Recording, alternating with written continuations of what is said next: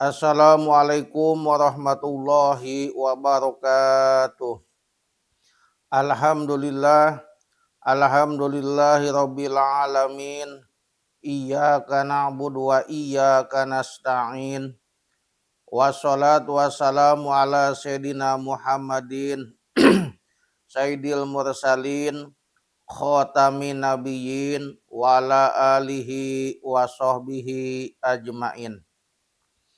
Amma ba'du ilahi anta maksudi warido kamatlubi atini mahabbataka wa ma'rifatak. Para pemirsa, sahabat Ustadz Kampung DMT yang saya hormati dan Allah Ta'ala muliakan. Insya Allah mudah-mudahan ada pertolongan Allah Subhanahu wa Ta'ala. Saya akan melanjutkan kajian malam kemarin. Para sahabat Ustadz Kampung DMT, baraya semuanya, kita itu harus mencari ridho kedua orang tua kita. Karena apa? Karena Allah Subhanahu wa Ta'ala mual mikarido tidak akan meridhoi kita apabila orang tua kita tidak meridhoi kita. Karena apa? Karena kata Rasul, ridhollahi fi ridhol waliden. Artinya ridhonya Allah itu ada di ridho kedua orang tua. Artinya apabila kita pengen mendapatkan ridho Allah, maka kita itu harus mencari ridho kedua orang tua kita. Jadi sebaliknya, apabila kedua orang tua kita tidak meridhoi kita, tidak menyukai kita, maka Allah pun tidak akan menyukai kita. Na'udzubillah summa na'udzubillah. Kenapa? Karena kita itu tidak boleh yaitu melupakan mopohokeun kana jasa-jasa kedua orang tua kita. Tidak mungkin kita bisa begini tanpa ada perjuangan kedua orang tua kita. Tidak mungkin baraya jadi profesor, jadi doktor Andes, jadi insinyur. Kalau seandainya dulunya tidak ada perjuangan kedua orang tua kita. Hakikat Allah Subhanahu wa Ta'ala. Oleh karena itu, kita itu tidak boleh melupakan jasa-jasa kedua orang tua kita. Jangan sampai kita itu sampai menyakiti hati, menganyerikan hati kedua orang tua orang. Baraya. Naon sababna? Sabab lamun jalema enggeus nganyerikeun hati kedua orang tua, naudzubillah di dunia bakal cilaka, komo di akhirat bakal cilaka. Jadi kita itu harus bisa mencari ridho kedua orang tua kita. Apalagi orang tua kita masih hidup, kita jangan sampai mengucap berkata yang menyakiti hati kedua orang tua kita. Jangan sampai kita punya pekerjaan pagawean anu matak nyeri hati kedua orang tua kita. Kumaha upamana ucapan nyentak ka inung ka bapa, nyarekan ka inung ka bapa. Atanapi lamun nyakiti hati orang tua saupamanya gini, walaupun tidak langsung upamanya kita melakukan hal-hal yang dilarang oleh agama atau negara. Mungkin orang tua kita sakit. Nah itu juga sama menyakiti hati kedua orang tua kita. Itu tidak boleh.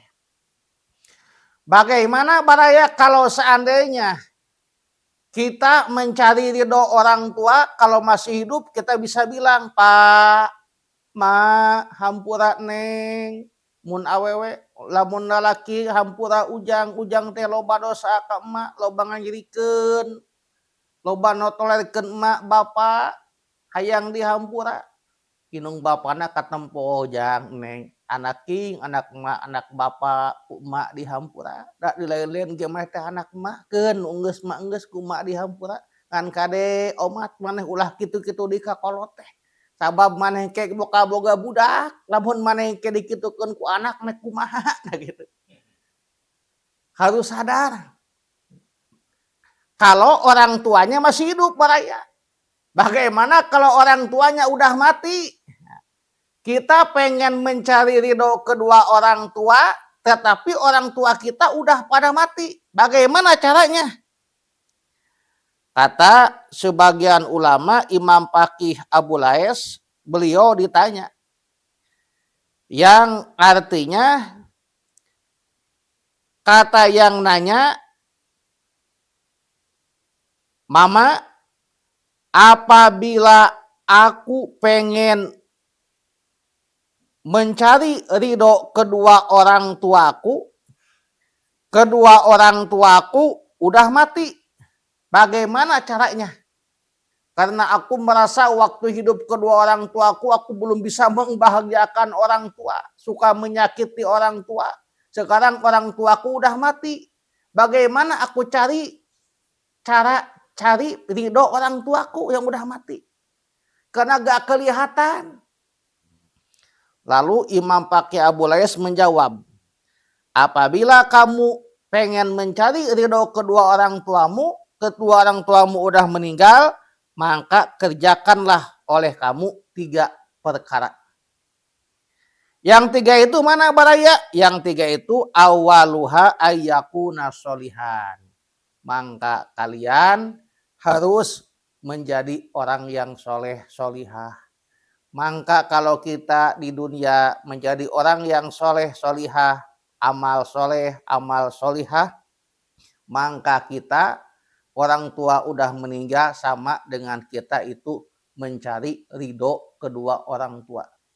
Karena walaupun orang tua kita udah meninggal baraya, tetapi orang tua kita bisa melihat kita. Walaupun kita tidak bisa melihat bunga. Lamun baraya upamana nyeun kalusan teh inung bapak urang nu geus maot teh bunga ningali urang teh. Sabalikna lamun urang upamana migawe amal anu goreng maksiat jina mohon maaf mabuk ya maling upamanya orang tua udah meninggal dia itu menangis tapi tidak kelihatan oleh kita. Jadi mohon maaf apabila kita pengen mencari ridho kedua orang tua kita yang udah meninggal, kata Imam Faqih Abu Laes, maka kita itu harus menjadi orang yang soleh, orang yang solihah kalau perempuan. Jadi harus amal yang soleh. Amal apa? Amal apa saja yang baik menurut Allah dan Rasulnya itu kita laksanakan. Maka kita melaksanakan amal soleh itu sama dengan kita mencari ridho kedua orang tua kita. Yang kedua yaitu caranya kita untuk mencari ridho kedua orang tua kita yang udah meninggal. Saudara pemirsa, Ustadz Kampung DMT, yaitu ayasila qorobatahuma wa asdiko ahuma. Maka kita itu harus datang mengunjungi yaitu kerabat-kerabat kedua orang tua kita. Saudara-saudaranya. Kayak paman ya, bibi, atau upamanya saudara sepupunya ya gitu ya.